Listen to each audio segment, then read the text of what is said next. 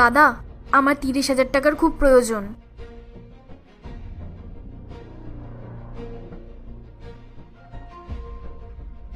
এ নাও। অনেক ধন্যবাদ তোমাকে রাহুল দা। আমি খুব তাড়াতাড়ি তোমাকে টাকাটা ফেরত দিয়ে দেব। যখন টাকা হবে তখন ফেরত দিয়ে দিও, কোনো তাড়াহুড়ো নেই।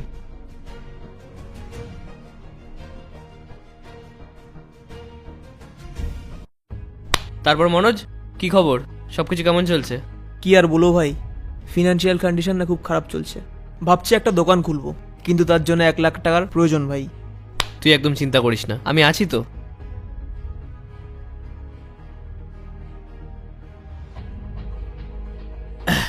এই নে, এটা রাখ। থ্যাংক ইউ সো মাচ ভাই। আমার যখনই ব্যবসা খুব ভালো করে চলতে আরম্ভ করবে না, আমি তো সব টাকা ফেরত দিয়ে দেবো। আরে তুই নিজের কাজের প্রতি ফোকাস কর, টাকা পয়সা তো আসবে যাবে। ঠিক আছে, আসছি। রাহুল, এসব কি হচ্ছে কদিন ধরে? কেন মা, কি হয়েছে? আমি কদিন ধরেই দেখছি তুই 2 হাতে টাকা উড়িয়ে বেড়াচ্ছিস। মা, কাউকে সাহায্য করা কি খারাপ?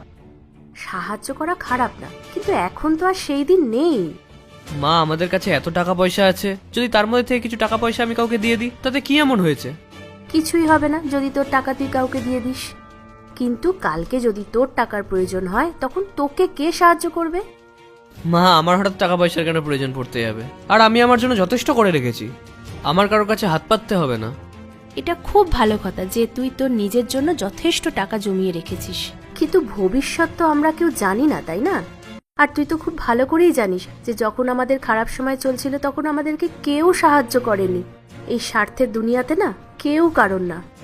মা, তুমি বেকার এসব নিয়ে চিন্তা করছো। আচ্ছা, সত্যি যদি এরকম হয় তাহলে তুই 2 মাস পরে আমার সাথে এই ব্যাপারটা নিয়ে কথা বলিস।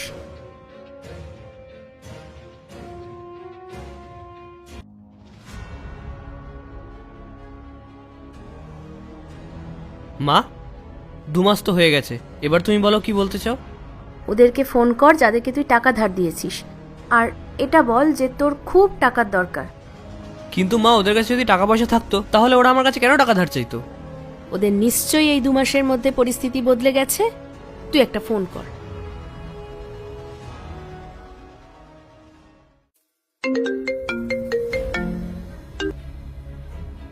হ্যালো জিয়া। হ্যাঁ জিয়া, তুমি আমাকে এই মুহূর্তে 50,000 টাকা দিতে পারবে? অ্যাকচুয়ালি আমার বিজনেসটা অনেক লস হয়ে গেছে। 50,000? আসলে কিছুদিন আগেই আমি গাড়ি কিনেছি, এখন আমি তোমাকে সাহায্য করতে পারবো না। আরে ভাই, তুই যদি আমাকে একটু আগেও বলতিস তাহলে আমি তোকে সাহায্য করতে পারতাম, কিন্তু এই জাস্ট কিছুক্ষণ আগে সব টাকা আমি একটা অন্য দোকানে কাজে লাগিয়ে দিয়েছি। ভাই, আমার এমার্জেন্সি আছে, একটু ম্যানেজ করে দে না।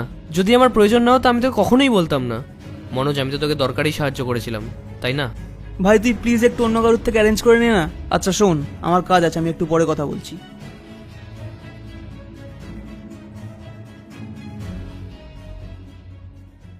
কি বললো ওরা? বারণ করে দিল। কেউ বলছে আমি গাড়ি কিনেছি, কেউ বলছে আমি দোকানের সব কাজে আমার টাকা লাগিয়ে দিয়েছি। সবাই কি স্বার্থপর মা? এটাই তো আমি তোকে বোঝাতে চাইছিলাম, যে মানুষগুলো তোর নিজের টাকা ফেরত দেয় না তারা তোকে কিভাবে সাহায্য করবে। কিন্তু মা, আমি যখন ওদেরকে টাকা দিয়েছিলাম আমি এরকম একবারও ভাবিনি। বাবা, আজকালকার দিনে মানুষের উদ্দেশ্য পূরণ হলেই তারা ভুলে যায়। অবশ্যই ওদের কাছে টাকা ছিল, ধর মেনে নিলাম ওদের কাছে টাকা নেই, কিন্তু ওরা তো কোনো না কোনোভাবে তোকে সাহায্য করতে পারতো। কিন্তু আজকালকার মানুষ না সাহায্য মনে রাখে না। মা, তুমি একদম ঠিক বলেছো। দেখ বাবু, আজকে তোর ভগবানের আশীর্বাদে অবস্থা খুবই ভালো আছে, তুই ওদের টেস্ট নিচ্ছিলিস, কিন্তু তুই একবার ভেবে দেখ, আজকে যদি সত্যিই তোর টাকার প্রয়োজন হতো আর তুই ওদের থেকে সাহায্য না পেতিস, তাহলে তোর কতটা খারাপ লাগতো। আমি তোকে সাহায্য করতে বারণ করছি না, হ্যাঁ তুই সাহায্য তাদেরই কর যাদের সত্যিই টাকার প্রয়োজন আছে। যে মানুষগুলো সঠিক সময় এলে তোকে সাহায্য করবে তুই তাদেরকেই সাহায্য কর। মা, তুমি আমাকে যা বোঝাতে চাইছিলে আমি বুঝে গেছি।